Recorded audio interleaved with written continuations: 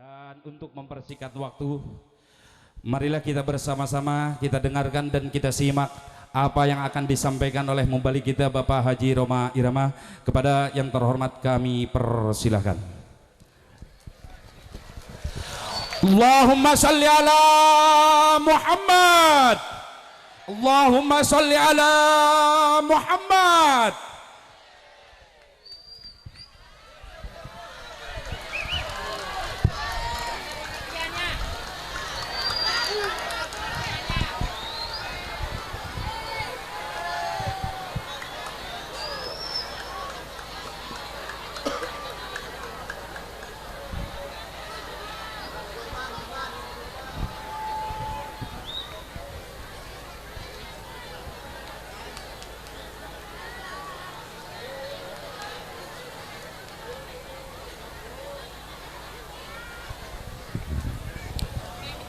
Assalamualaikum warahmatullahi wabarakatuh.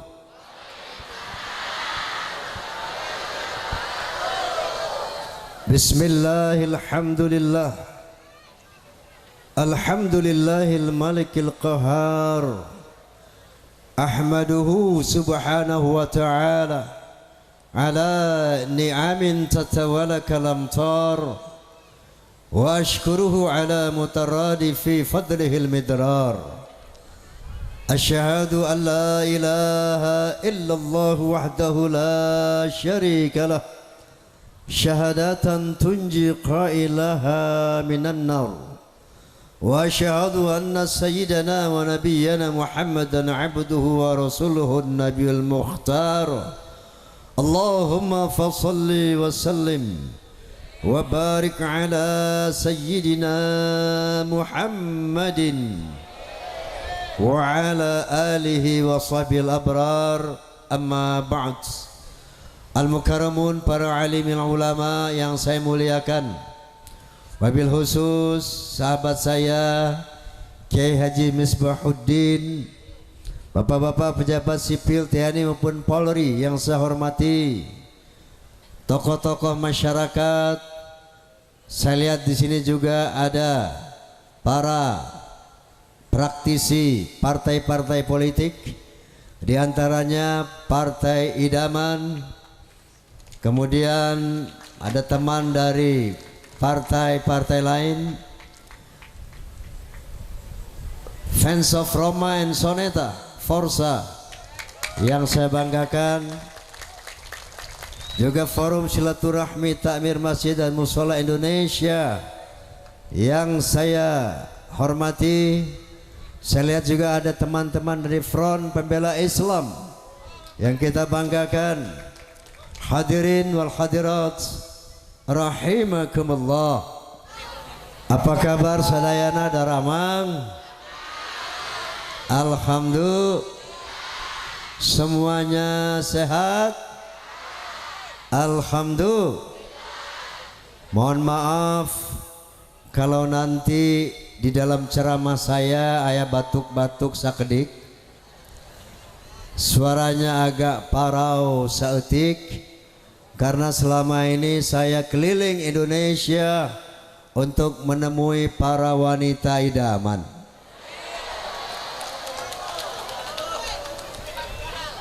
Tentunya juga menemui para pria-pria idaman. Faham? Faham? Naon?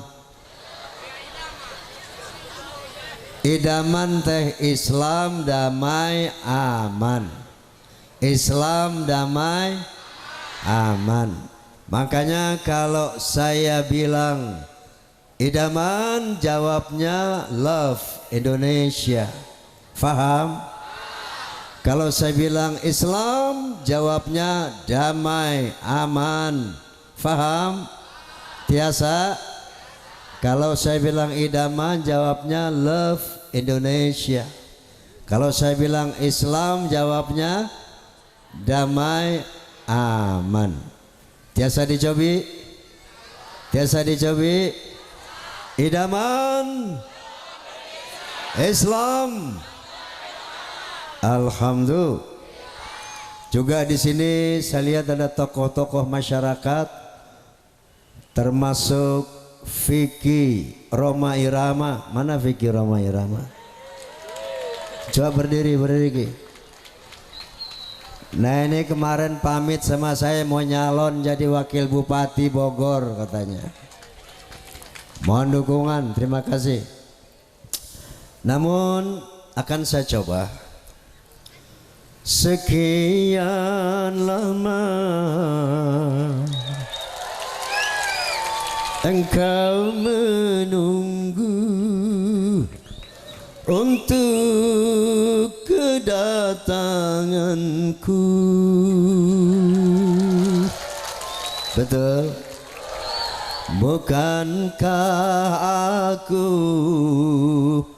telah berjanji kita jumpa di sini, ku datang. Kini ku datang padamu, senyumlah, sambutlah kedatanganku.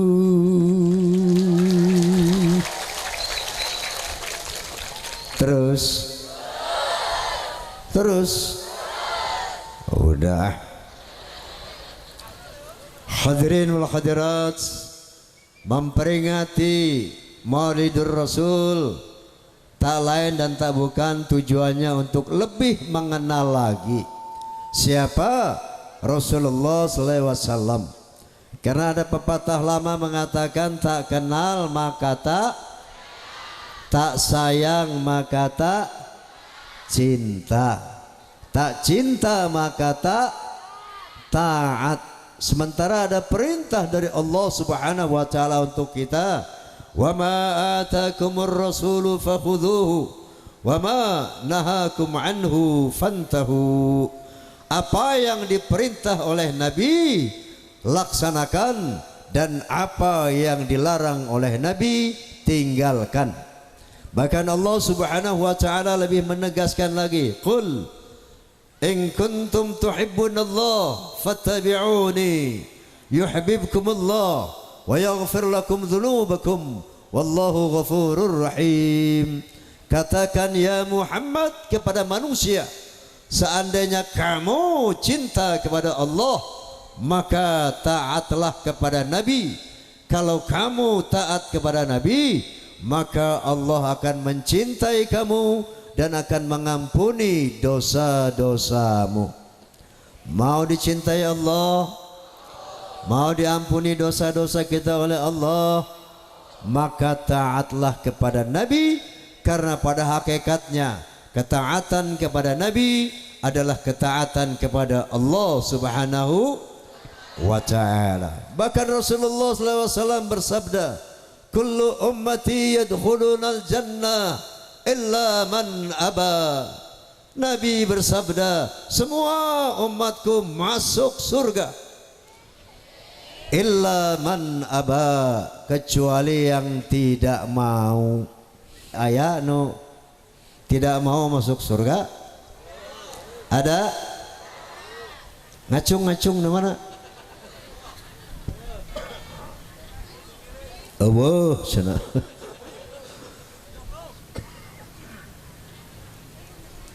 Para sahabat bertanya, ya Rasulullah, wa man aba, siapa nabi yang enggak mau masuk surga teh? Qala man ata'ani dakhalal jannah wa man asani faqad aba. Barang siapa yang taat kepadaku, itulah yang mau masuk surga. Yang tidak taat kepadaku, itulah yang tidak mau masuk surga. Nah, oleh karena itu, mari malam ini kita perdalam pengenalan kita kepada Rasulullah agar muncul ketakjuban kita kepada Rasulullah, selanjutnya muncul cinta kita kepada Rasulullah, dan akhirnya muncullah ketaatan kita kepada Rasulullah sallallahu alaihi wasallam. Kita mulai dari biografi singkat beliau. Setuju? Setuju? Beliau adalah Muhammad bin Abdullah bin Abdul Muttalib bin Hashim bin Abdi Manaf bin Qusay bin Hakim bin Murrah bin Ka'ab bin Lu'ay bin Ghalib bin Fihr bin Malik bin An-Nadar bin Kinanah bin Khuzaimah bin Mudrikah bin Ilyas bin Mudar bin Nizar bin Ma'ad bin Adnan. Selanjutnya beliau adalah keturunan Nabi Ismail alaihi salam bin Nabi Ibrahim alaihi salam. Beliau dilahirkan pada saat subuh hari. Harinya hari, oi mesti tahu. Harinya hari Senin, bulannya bulan, tanggalnya tanggal 12, tahunnya tahun gajah. Bukan tahun macan. Sekarang nih tahun ayam api cina. Kenapa dikatakan lahir pada tahun gajah? Karena saat beliau sallallahu alaihi wasallam dilahirkan ke muka bumi, saat itu terjadi penyerangan tentara gajah di bawah pimpinan Raja Abraha yang mau menghancurkan Ka'bah. Sejarah ini diabadikan Allah Subhanahu wa taala dalam Al-Qur'anil Karim dalam surat Al-Fil.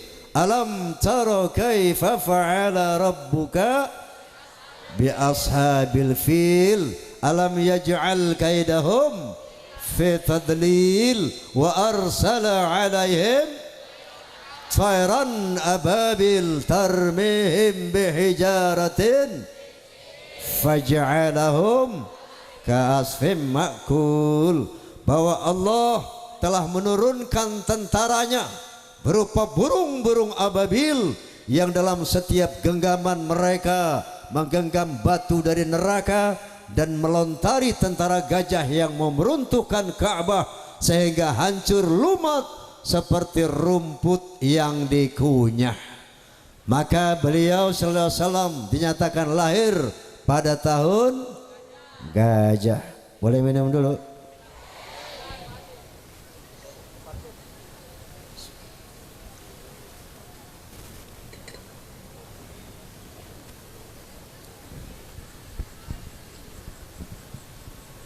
Beliau adalah seorang nabi di antara 124.000 nabi.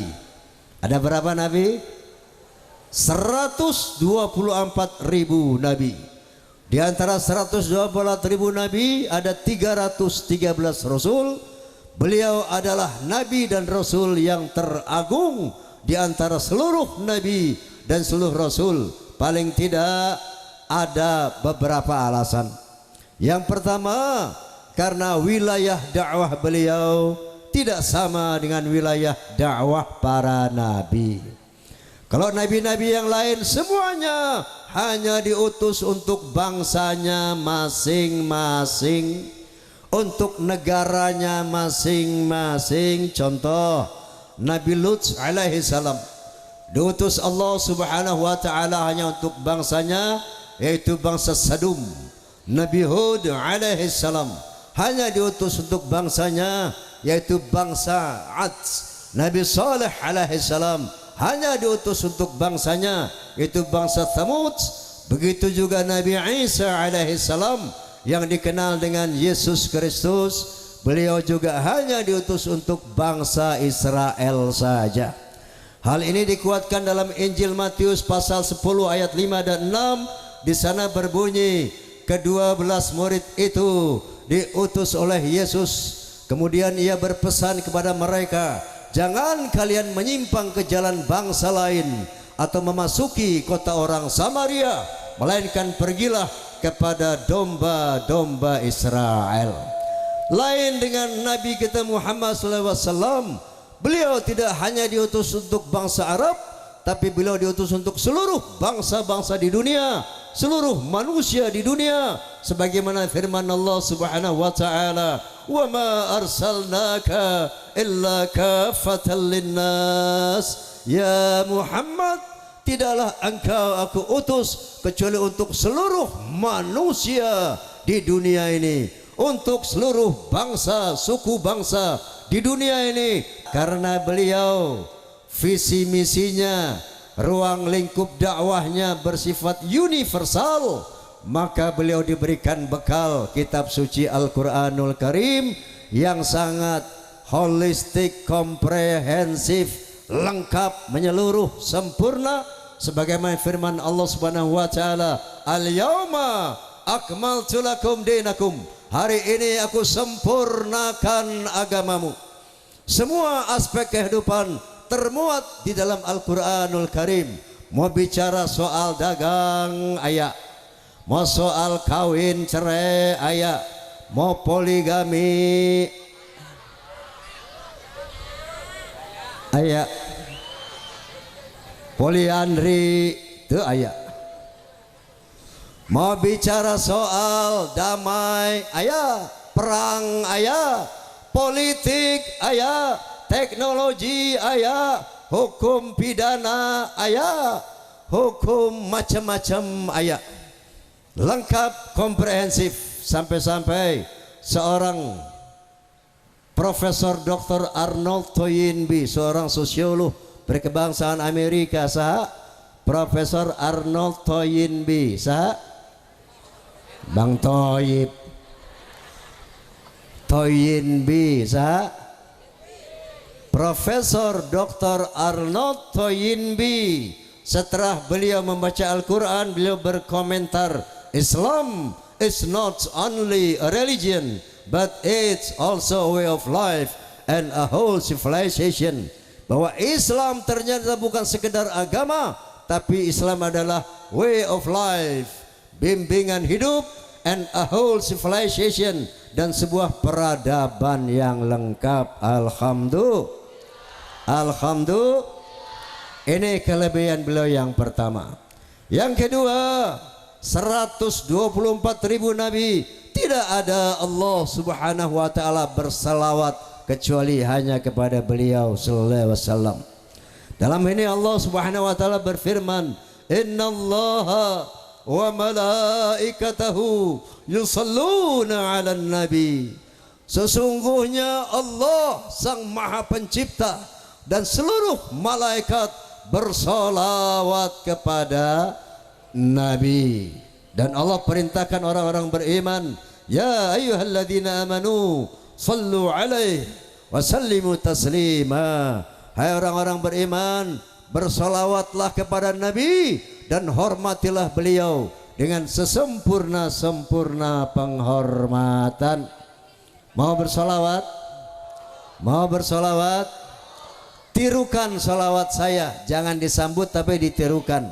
Oke? Oke? Allahumma salli ala Sayyidina Muhammad wa ala ali Sayyidina Muhammad. Allahumma salli ala Sayyidina Muhammad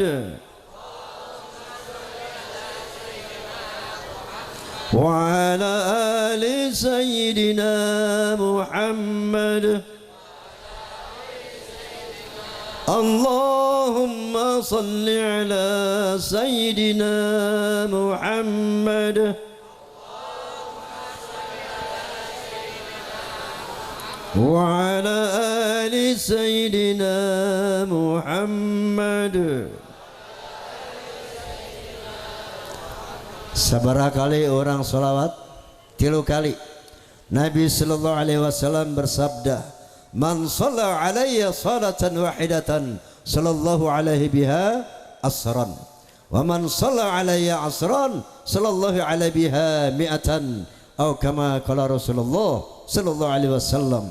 Barang siapa yang bersalawat kepadaku 1 kali, maka Allah akan bersalawat kepadanya 10 kali. Barang siapa yang bersalawat kepadaku 10 kali, maka Allah akan bersalawat kepadanya 100 kali. Amin. Amin. Makanya sering-sering salawatnya, karena dengan bersalawat kepada Nabi itu sama dengan mengundang salawat Allah kepada kita. Kalau Allah sudah bersolawat kepada manusia, insya Allah berkah selamat dunia akhirat. Amin. Yang ketiga kelebihan beliau adalah syafaat. Tahu syafaat? Naon? Syafaat rekomendasi. Tahu rekomendasi? Satu bentuk usulan kepada Allah untuk memberi pertolongan kepada manusia. Ini namanya syafaat. Nanti pada hari kiamat seluruh manusia berbondong-bondong mendatangi Nabi Adam, mendatangi Nabi Musa, mendatangi Nabi Isa. Mereka minta agar diberikan rekomendasi, agar diberikan pertolongan oleh Allah Subhanahu wa taala. Tapi semua nabi angkat tangan. Kami tidak diberikan izin oleh Allah untuk memberi syafaat. Silakan datang kepada Muhammad, karena hanya beliau yang diberi syafaat oleh Allah Subhanahu wa taala. Dalam hal ini Rasulullah bersabda, "Likulli nabiyyin da'watun qad da'a biha fastujibat, faj'altu da'wati syafa'atan li ummati yaumil qiyamah." Seluruh nabi punya doa pamungkas dan mereka telah memanjatkan doanya dan Allah telah mengabulkan doa mereka. Namun aku simpan doa pamungkasku agar aku jadikan syafaat nanti pada hari kiamat. Mau dapat syafaat Nabi? Mau dapat syafaat Nabi? Cintailah Nabi sallallahu alaihi wasallam. Kelebihan beliau yang lain mengenai akhlak. Apa? Boleh minum dulu?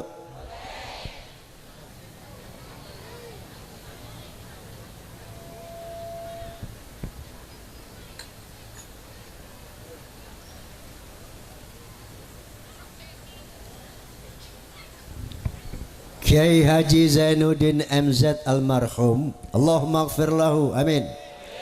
Warhamhu, amin. Wa'afihi, amin. Beliau kalau ceramah kadang-kadang suka bilang begini, mubaligh itu, penceramah itu ibarat mobil jalan, jadi perlu bensin. Kalau mustami'in mustami'at ibarat mobil mogok, jadi nggak perlu bensin. Faham? Faham? Minum dulu.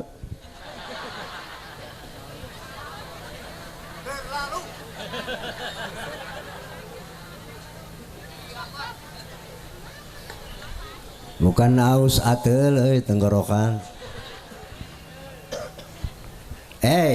Saya mau tanya, nyanyi sama ceramah berat mana? Berat mana? Berat ceramah. Kalau nyanyi ada selingan-selingan musik, betul? Betul. Misalnya contoh, malam ini ku tak dapat tidur, wajahmu menggoda selalu. Aku ingin memandang wajahmu agar reda rasa rinduku. Betul. Terus Rika nyanyinya gimana? Aku pun begitu, tak lelap tidurku sebelum memandang wajahmu.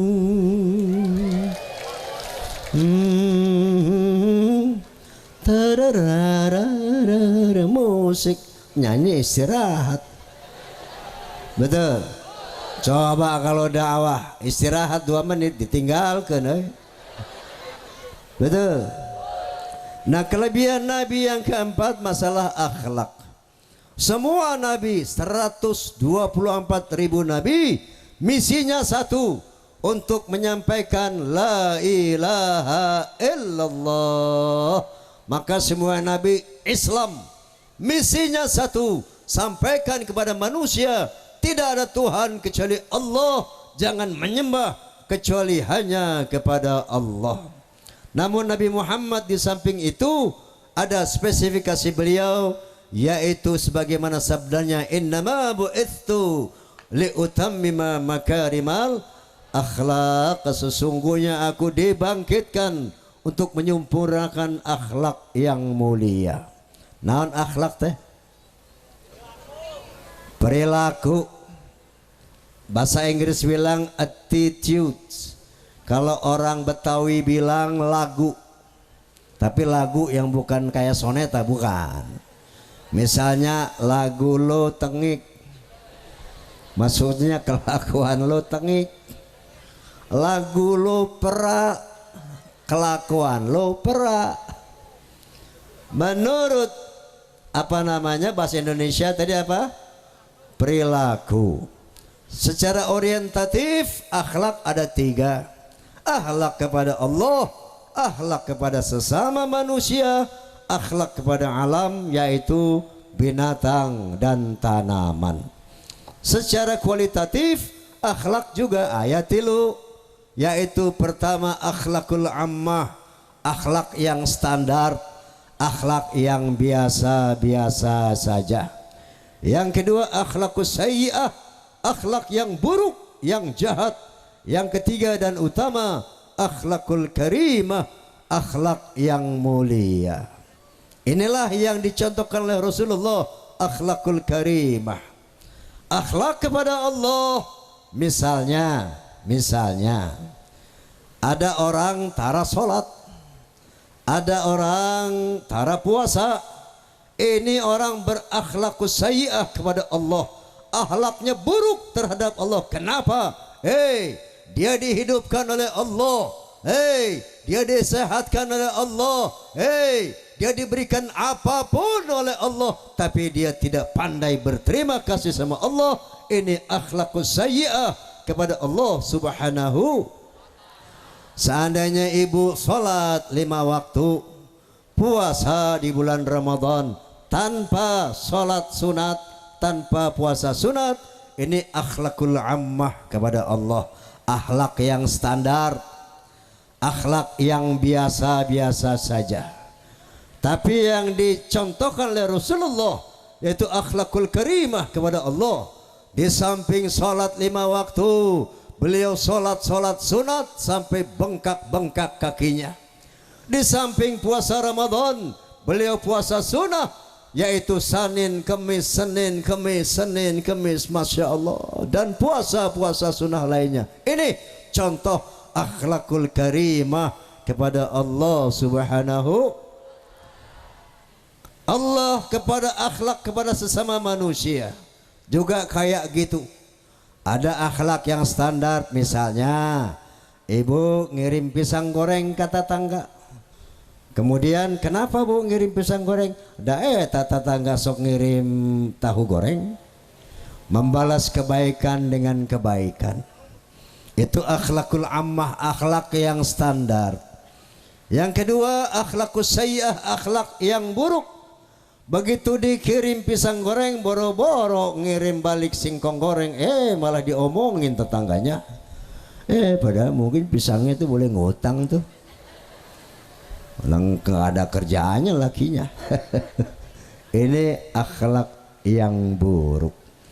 Akhlakul sayyi'ah, akhlakul karimah, berbuat baik kepada orang yang jahat. Ini yang dicontohkan oleh Rasulullah. Contoh, misalnya ketika di Mekah, kalau beliau mau ke Masjidil Haram, itu lewat gang kecil, di mana kiri kanan ada rumah tingkat dari tanah. Di situ ada tinggal seorang Yahudi yang benci banget sama Nabi. Kalau Nabi lewat di Ciduhan, Nabi cuma mengusap kepala, menoleh, tersenyum. Lewat di Ciduhan, Nabi cuma mengusap, menoleh, tersenyum. Begitu terus. Sehingga sampailah satu hari ketika beliau lewat di sana, tidak ada orang yang suka meludahi.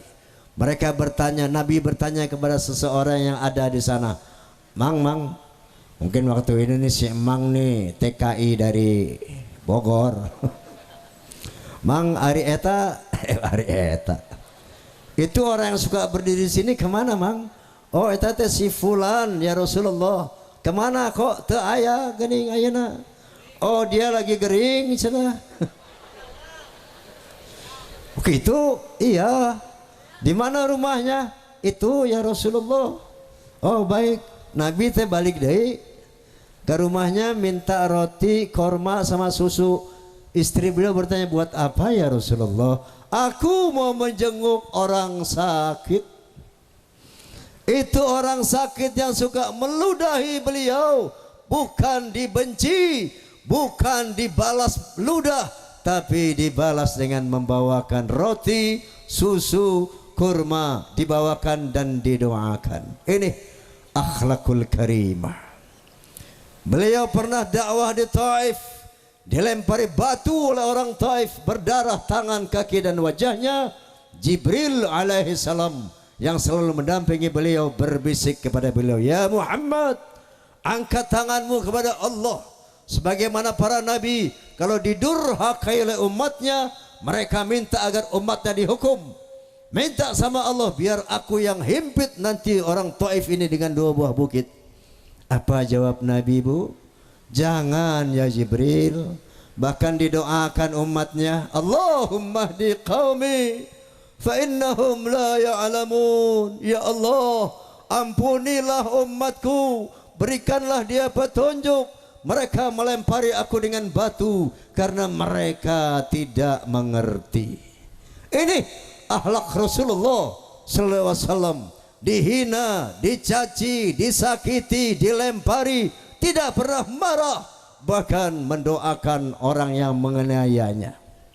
Sekarang saya mau tanya sama ibu, ibu sudah berapa kali menghadiri maulid?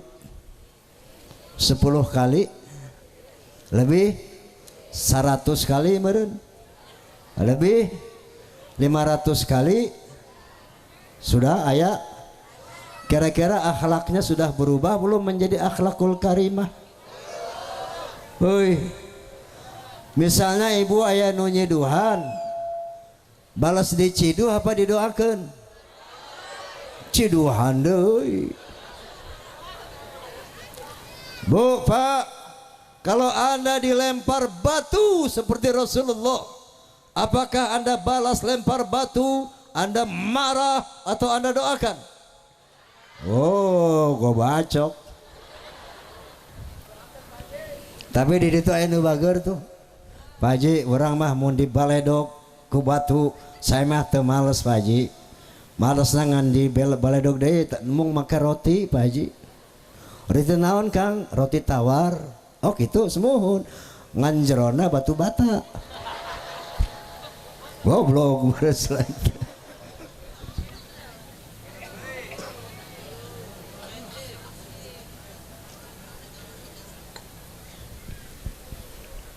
Ada orang bertanya, Bang Haji, Muhammad kan nabi, terang aja dia bisa berakhlakul karimah. Kita kan bukan nabi, mana bisa Bang Haji. Masalah berakhlakul karimah bukan soal nabi atau bukan nabi. Allah Subhanahu wa taala berfirman, laqad kana lakum fi rasulillahi uswatun hasanah. Sesungguhnya dalam kepribadian Nabi terdapat contoh-contoh akhlak yang mulia. Untuk siapa? Liman kana yarjullah wal yawmal akhir wa dzakarallaha katsira. Yang bisa meniru akhlak Nabi adalah orang yang berharap bertemu dengan Allah. Orang yang berharap masuk surga nanti di akhirat, mengharapkan keindahnya surga. Yang ketiga, orang yang banyak berzikir kepada Allah. Ini baru bisa meniru akhlak Nabi. Faham? Faham? Untuk bisa berharap berjumpa dengan Allah, tentunya kita harus kenal sama Allah. Sudah kenal sama Allah? Sudah kenal sama Allah? Saya mau cerita. Saya pernah ketemu seorang ateis. Tahu ateis? Naon? Orang yang tidak beragama, orang yang tidak percaya sama Tuhan. Saya ketemu di Kuala Lumpur. Saya tanya, Bung, Apa Anda percaya sama Tuhan? Apa? Tuhan? Oh, no way. Tuhan is bullshit. Tuhan itu bohong. Tuhan gak ada Tuhan. Kenapa Anda bilang tidak ada? Karena Tuhan tidak kelihatan. Lalu setiap yang tidak kelihatan sama aja sama tidak ada. Jadi makia mah cek orang mah TOLOL alias TOLOL alias goblok. Masa dibilang yang tidak kelihatan sama dengan tidak ada? Saya mau tanya, angin kelihatan apa enggak? Ada apa enggak? Ada. Mau lihat angin bukan pakai mata, goblok. Pakai kulit, kipas. Aya angin? Tiup. Aya angin? Rasa manis, asam, pahit, asin kelihatan apa enggak rasa? Ayah ente? Ayah. Mau lihat rasa bukan pakai mata, goblok. Tapi pakai letah. Dengar nih, dengar. Milenge tumse तो बताएंगे कि कितना प्यार है हमें ओ साहिबा ओ साहिबा ओ साहिबा ओ साहिबा. Nah, entah lagu India suara betul, suara ketinggali hente, ayah hente, ayah. Mau lihat suara bukan pakai mata, goblok, tapi pakai. Begitu juga mau lihat Allah bukan pakai mata, tapi pakai akal, pakai otak, pakai akal, pakai goblok. La tudrikuhul absar wa huwa yudrikul absar. Allah tidak dapat dijangkau oleh pandangan mata. Kenapa? Wa huwal latiful khabir. Karena Allah maha halus dan maha mengetahui. Maha halus, latif. Ini orang ateis sombong, sok pengen melihat Tuhan. Ngelihat kentut aja lo nggak bisa. Betul? Betul. Sombong sok pengen lihat Tuhan. Matahari ciptaan siapa? Bisa nggak manusia memandang matahari? Tidak bisa. 5 menit kamu pandang matahari buta dijamin. Betul? Apatah lagi Allah yang menciptakan matahari, nurun ala nur, cahaya di atas cahaya. Nggak mungkin manusia bisa melihat Allah subhanahu wa ta'ala. Kalau mau lihat Allah nanti pada hari kiamat, Allah akan memperlihatkan fisiknya, zatnya, dan kita bisa melihat Allah dengan kondisi mata kita yang asli nanti di akhirat. Tapi untuk meyakini keberadaan Allah di dunia bukan dengan melihat fisiknya, tapi dengan melihat, memikirkan ciptaannya. Maka Rasulullah bersabda, tafakkaru fi khalqillah wala tatafakkaru fi dzatillah. Renungkan, fikirkan ciptaan Allah, jangan memikirkan zat Allah. Otak kita enggak nyampe untuk memikirkan bagaimana fisik Allah subhanahu wa ta'ala. Oleh karena itu dalam Al-Quranul Karim banyak ayat-ayat yang mengajak kita manusia untuk memperhatikan ciptaan Allah agar kita yakin bahwa Allah teh aya.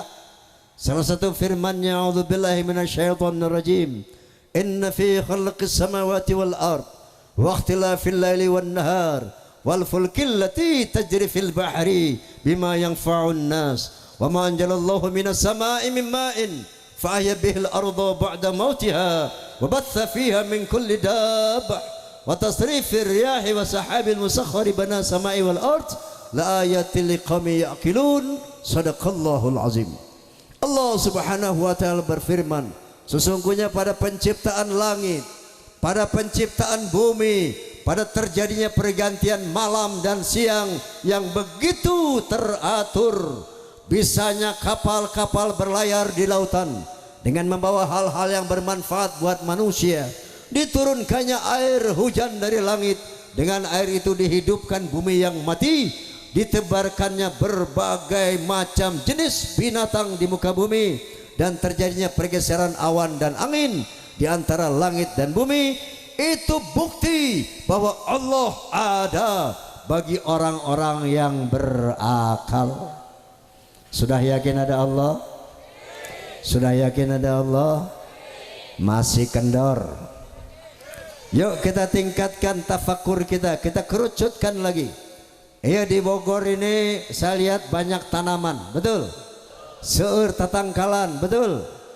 Allah Subhanahu wa ta'ala berfirman, afara'aitum ma tahruthun, tidakkah kamu perhatikan pohon-pohon yang kamu tanam? Ayah pohon mangga, jeruk, durian, duku dan sebagainya. Lalu Allah bertanya, a antum tazra'unahu am nahnu zari'un, kamukah yang menumbuhkan pohon-pohon yang kamu tanam atau aku yang menumbuhkan? Ini pertanyaan Allah buat orang yang masih ragu. Kita yang menanam, lalu Allah bertanya, kamukah yang menumbuhkan pohon-pohon yang kamu tanam atau Allah? Siapa yang menumbuhkan tanaman? Allah.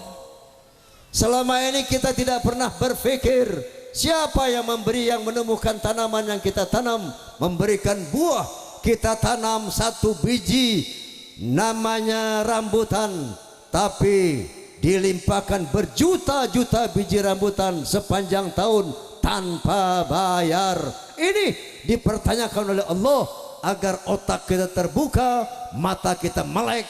Ada yang menumbuhkan pohon, yaitu Allah Subhanahu wa ta'ala. Boleh minum?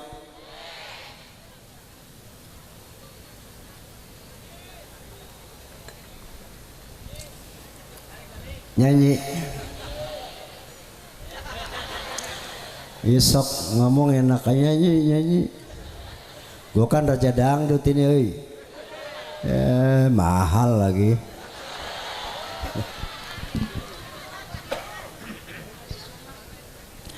Ada lagi orang ateis, nggak percaya Tuhan. Dia bilang, orang mah kalau udah mati mah mati aja. Bohong tuh, ada azab neraka, nikmat surga segala. Alah, omong kosong, oi. Kenapa? Ya, buktinya nggak ada orang mati balik lagi cerita soal surga, cerita neraka. Jadi bullshit lah. Hei, yang masih ragu-ragu tentang hari akhirat, Allah Subhanahu wa ta'ala menyapa Anda. Qul in kuntum fi raibin minal ba'thi fa inna khalaqnakum min turab thumma min nutfah thumma min 'alaqah thumma min mudghah. Katakan ya Muhammad kepada orang-orang yang masih ragu kepada hari kebangkitan, kepada hari kiamat, kepada surga dan neraka. Baik, tapi katakan kepada mereka, tolong perhatikan bagaimana aku menciptakan tubuh mereka. Makanya ibu-ibu, bapak-bapak, nanti setelah mendengar ceramah ini sampai rumah cari kaca yang besar, cari kaca nu gede, ya, ngaca yang lila, ulah di baju, sataranjang. Perhatikan tubuh kita. Hei, kamu tidak percaya surga, tidak percaya neraka? Baik, tapi tolong perhatikan bagaimana tubuhmu itu tercipta. Allah berfirman, inna khalaqnakum min turab thumma min nutfah thumma min 'alaqah thumma min mudghah. Pada penciptaan awal aku ciptakan Adam dari tanah. Pada reproduksi aku ciptakan kamu semuanya dari nutfah. Tahu nutfah? Nutfah teh sperma. Tahu sperma? Sperma teh air mani. Tahu air mani? Budak lepe, budak letik jempe. Tahu naon air mani teh? Hah? Sirup campur cuka ya. Aku ciptakan badanmu nu geulis nu karasep teh dari air mani. Tsumma min 'alaqah. Kemudian air mani tadi aku proses menjadi segumpal darah. Tsumma min mudghah. Kemudian darah tadi aku proses menjadi segumpal daging. wa nuqirru fil arhami ma nasya ila ajalin musamma. Kemudian daging tadi aku ukir di dalam rahim ibumu sesuai dengan yang aku kehendaki sampai waktu yang ditetapkan. Dari daging tadi Bu diukir sepasang mata yang bisa melihat, luar biasa. Dari daging tadi dibuatkan sepasang telinga bisa mendengar, luar biasa. Dari daging tadi dibuatkan sepasang bibir yang bisa bicara, luar biasa. Dari daging tadi dibuatkan jantung untuk mengatur peredaran darah, dibuatkan paru-paru untuk mengatur peredaran udara. Yang cowok dibikinin pestol-pestolan, nu awewe dibikinin dompet-dompetan. Ini bukan porno tafakur, pikirkan ta, pikirkan. Nu hiji kos baut, nu hiji kos mur, faham? Pikirkan, jangan cuma pakai aja siang malam. Betul, betul.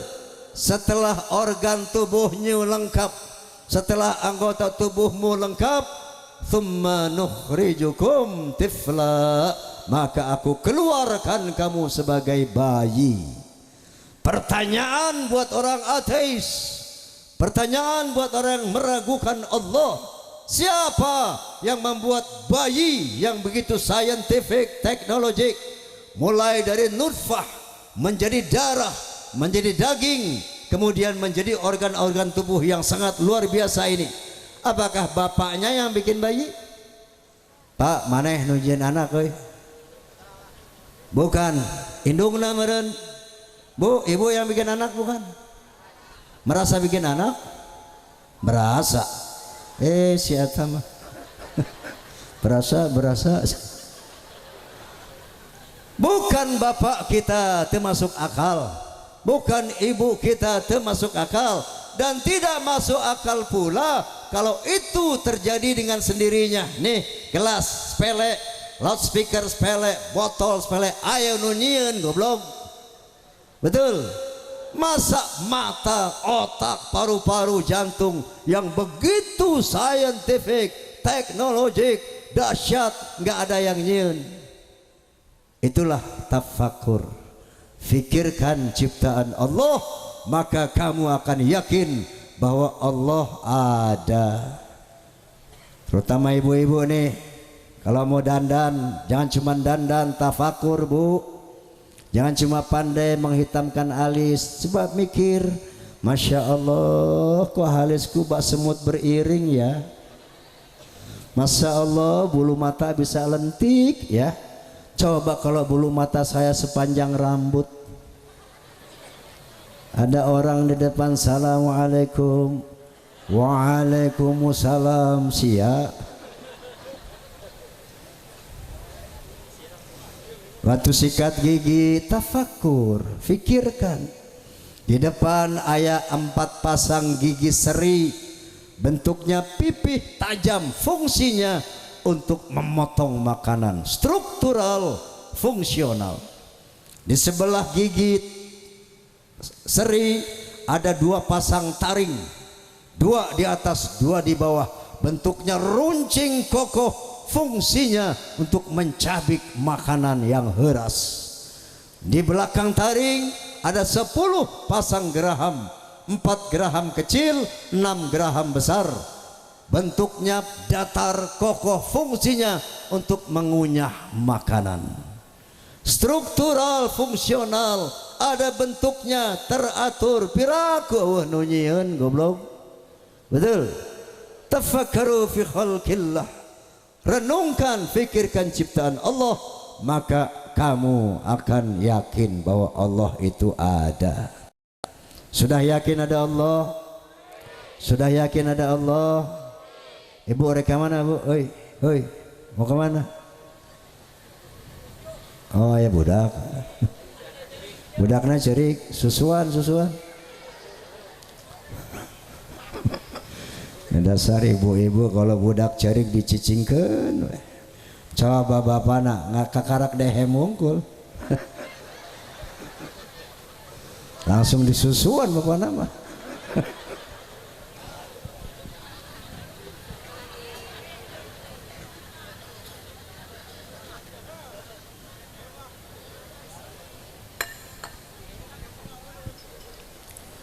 Itu yang bisa meniru akhlak Nabi kalau dia yakin ada Allah. Makanya tewani mun dihina ngahina deui rugi euy. Disakiti menyakiti lagi rugi orang. Tapi kalau dihina alhamdulillah ya Allah, mugi-mugi akhlakna menjadi bagus. Orang berpahala, mereka dapat dosa. Kenapa? Yakin ada Allah. Yakin ada akhirat. Tuh. Yang kedua, wa dzakarullaha katsira, yang banyak mengingat Allah. Mau tidur ingat sama Allah.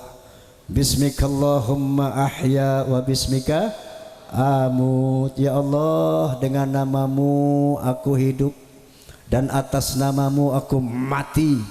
Tidur teh paeh. Tidur itu teh mati.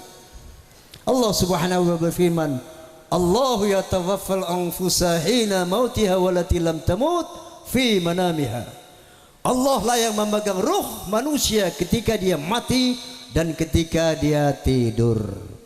Jadi orang tidur itu nafasnya ada nafas bukan ruh. Nafas itu mekanisme tubuh, ruhnya dipegang oleh Allah. Wa yumsikul lati qada 'alal maut, dan akan aku tahan ruh itu buat orang yang tidur kalau aku takdirkan mati. Wa yursilul ukhra ila ajali musamma, dan aku kembalikan ruh itu bagi yang aku tetapkan untuk hidup kembali. Makanya begitu bangun tidur kita baca apa? Alhamdulillahilladzi ahyana ba'da ma'amatana wa ilaihin nusyur.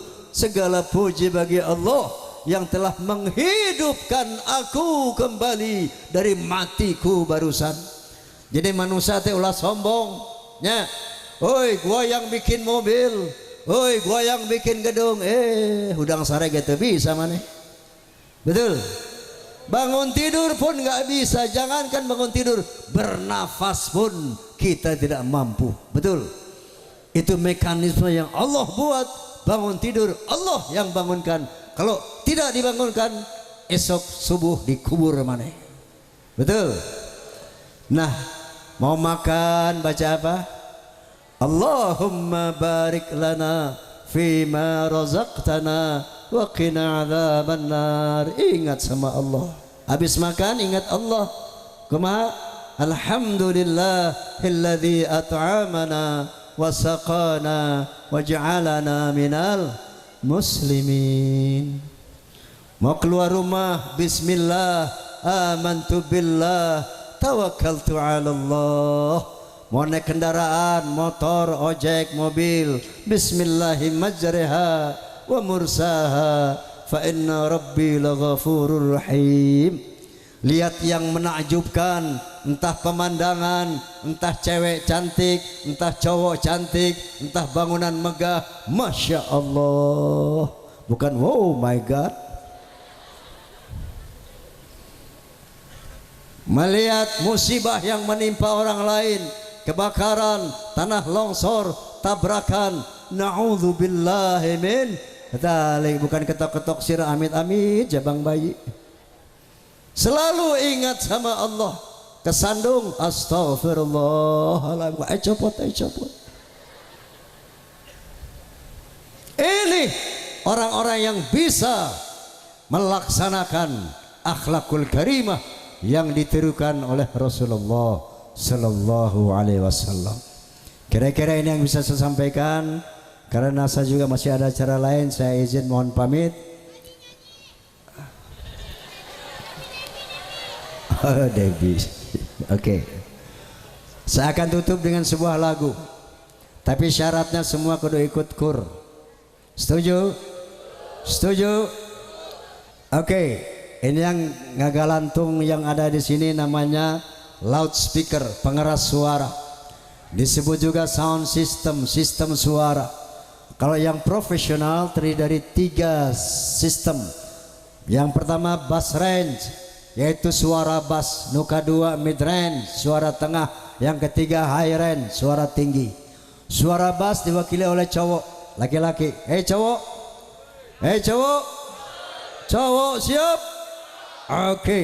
Mid range diwakili oleh perempuan, awewe. Hei cewek, hei cewek, cewek siap. Siap. Nu katilu high range, suara tinggi diwakili ke barudak. Dak, barudak siap. Oke, saya ayeuna barudak jempe heula. Ibu-ibu diam dulu. Saya mau tes cowoknya nih suara bass. Yang cowok semuanya bunyi. Yang enggak bunyi didoain sama saya biar tidak bisa bangun. Yuk semua cowok ambil suara.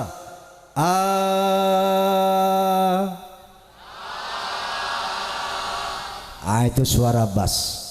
Sekarang mid range, suara tengah perempuan.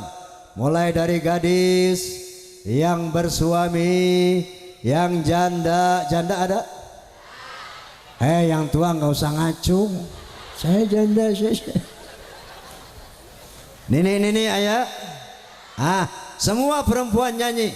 Kalau ada anak gadis nggak nyanyi, didoakan ku saya sing jodohna jauh. Makanya nyanyi daripada nggak kawin-kawin kamu. Yang punya suami muntah nyanyi, didoakan ku saya sing dicandung. Memang enak. Nini muntah nyanyi, didoakan ku saya tuh bisa hitung 3 bulan. Oke perempuan semuanya ambil suara.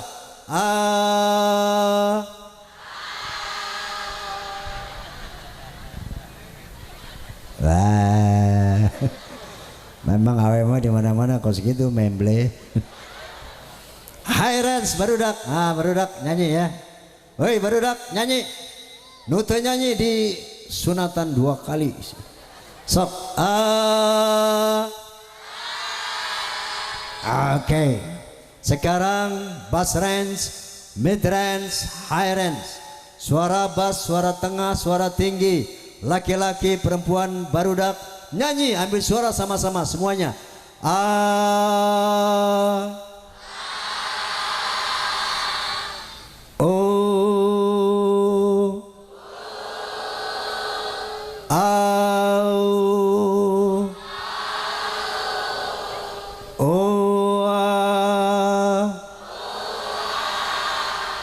Persis taman kanak-kanak ini.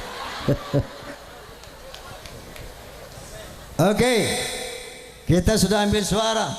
Sekarang latihan kur. Kurnya ada 2. Yang pertama wirid hey, apa? Wirid hey, caranya lihat, tangannya jatuh bunyi, lihat. Hey, gampil ban? Tangan jatuh bunyi. Hey, bisa? Bisa? Semuanya coba. Iya. Yang keras. Tangan jatuh baru bunyi.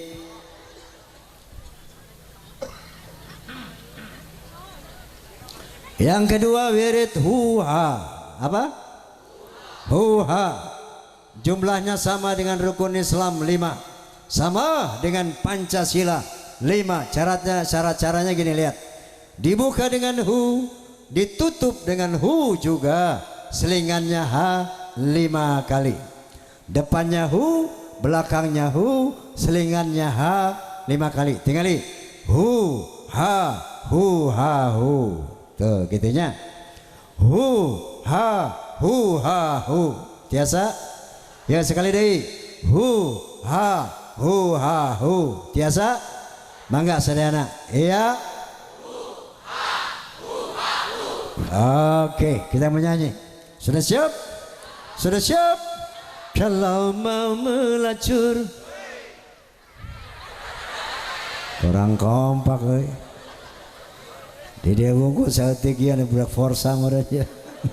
Di sana mana nggak bunyi? Di tukang oke euy. Ayo ya, last test. Tangan jatuh bunyi hey, coba ya. Yang kedua hu ha hu ha hu. Iya. Oke, ulah podei. Jangan lupa lagi. Sudah siap? Sudah siap? Kita menyanyi. Kalau mau melacur harus pakai uang. Kalau mau berjudi harus pakai uang.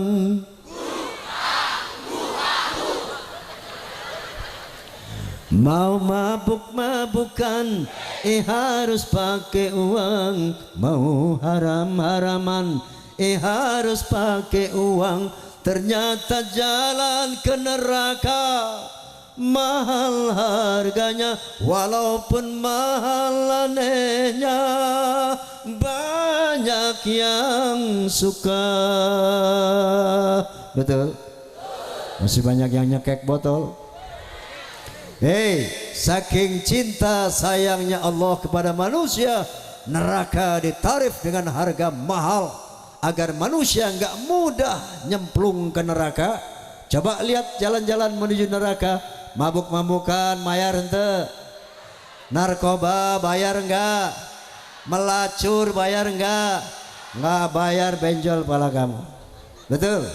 Sebaliknya surga ditarif dengan harga murah, bahkan gratis. Percaya enggak surga gratis? Percaya enggak surga gratis? Yuk kita lihat jalan-jalan menuju surga. Melaksanakan zakat hanya bagi yang mampu, melaksanakan haji hanya bagi yang mampu.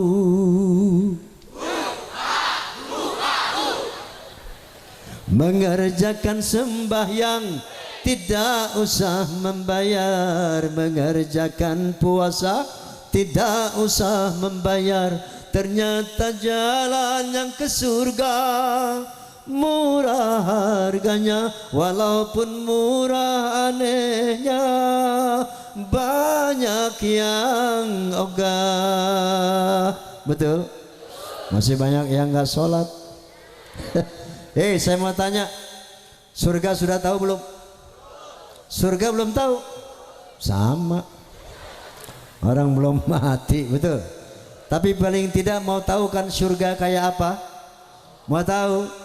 Allah Subhanahu wa taala berfirman dalam satu hadis qudsi, a'adatu li'ibadiyas salihin ma la 'ainun ra'at wa la udhunun sami'at wa la khatara 'ala qalbi bashar. Aku sediakan surga buat orang-orang yang mukmin, di mana keindahannya, kenikmatannya, kehebatannya tidak pernah terlihat oleh mata, tidak pernah terdengar oleh telinga, bahkan tidak bisa dihayalkan oleh akal manusia, saking indah dan hebatnya surga itu. Faham? Salah satu sifat penduduk surga kata Nabi, nanti orang surga semuanya muda-muda, 18 tahun, enggak tua-tua lagi, tidak mati-mati lagi. Jadi punten aja nenek-nenek enggak ada di surga nih. Ya tuh nenek dia nangis. Nek, maksud saya kalau nenek mati bukan gak masuk surga nek, tapi nanti nenek muda lagi. Amin. Bukan cuman muda lagi nek, perawan lagi. Asik. Nuka dua kata Nabi, wajah orang surga tegar orang patut koski. Wajah yang kita pakai sekarang nanti kita nggak pakai di akhirat. Ya. Wajah yang sekarang ini wajah formalitas, wajah pinjaman, wajah sementara. Nanti di akhirat wajah manusia akan dirubah. Allah berfirman, nahnu qaddarna bainakumul maut wa ma nahnu bimasbuqin ala an nubaddila amthalakum wa nunsyi'akum fi ma la ta'lamun. Aku yang menentukan kematian di antara kamu hai manusia, dan aku tidak bisa dikalahkan kata Allah. Aku akan menggantikan orang-orang yang aku matikan, dan aku akan merubah wajahmu nanti dalam bentuk yang belum kamu ketahui, tentunya sesuai dengan amal ibadah kita masing. Walaupun di dunia diciptakan ganteng, tampan, cantik kayak bintang film, tapi kalau tidak pernah ibadah, nanti dibangkitkan di akhirat lebih jelek dari anjing kurap. Na'udzubillahi min.